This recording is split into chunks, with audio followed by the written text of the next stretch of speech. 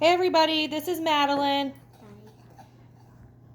Okay, and this talking is Miss Liz from room 2. Today we're going to talk about the science behind making pancakes as Madeline makes her some pancakes.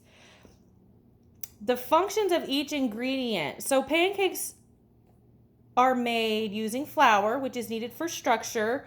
When you mix it with the liquid, the starch in the flour gelatinizes and the proteins from gluten, both of which give it structure. And then liquid, you can use buttermilk, regular milk, water, but that's also needed for structure and also important for dissolving the sugar in baking powder. Eggs, when cooked, the proteins coagulate to give structure. They bond the ingredients together. Fat, such as butter or oil, acts as a tenderizer by preventing too much gluten from forming. Baking powder, when mixed with liquid, it leavens the batter by producing carbon dioxide. Sugar also acts as a tenderizer. Is it hot? The griddle's for sure hot? You've got it turned on and it's hot? Okay. Sugar also acts as a tenderizer and contributes to the flavor and color through the Maillard reaction.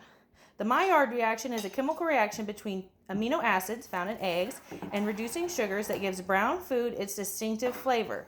Seared steaks, fried dumplings, cookies, and other kind of biscuits, breads, toasted marshmallows, and many other foods, including pancakes, undergo this reaction.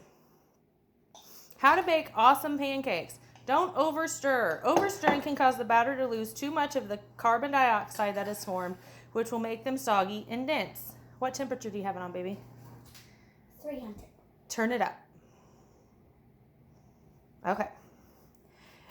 You want a lumpy batter. If you overstir, too much gluten will form, which will make your pancakes too tough. Cook them right away. If you let them sit, the batter can lose carbon dioxide. Don't set the temperature too low, Madeline. If they cook too slowly, they lose too much CO2. Don't set your temperature too high. Don't flip it yet. It's not ready. Don't set your temperature too high, otherwise you might burn the pancakes before they are done cooking or cause uneven browning.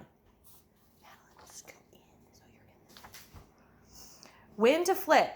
Flip when the edges start becoming dry and bubbles form on the surface of the pancakes. How many times to flip? Maddie, how many times do you flip your pancakes? Twice. One time. Oh. Pancakes are best if you only flip them once. With pancakes, the chemical reaction is between a leavening agent such as baking soda and baking powder and an acidic ingredient such as buttermilk, producing tiny bubbles of carbon dioxide gas. See those bubbles in the pancakes? That's created by a chemical reaction creating carbon dioxide bubbles in the pancakes. These bubbles form throughout the pancake and are trapped as the batter cooks and solidifies. So instead of a leaden disc, you get a light, fluffy pancake filled with tiny air pockets. The more of these leavening agents you add to the mixture, the more carbon dioxide will be produced and the more bubbles will form. Is it ready to flip, Maddie? Just a little longer. Okay, let's watch them.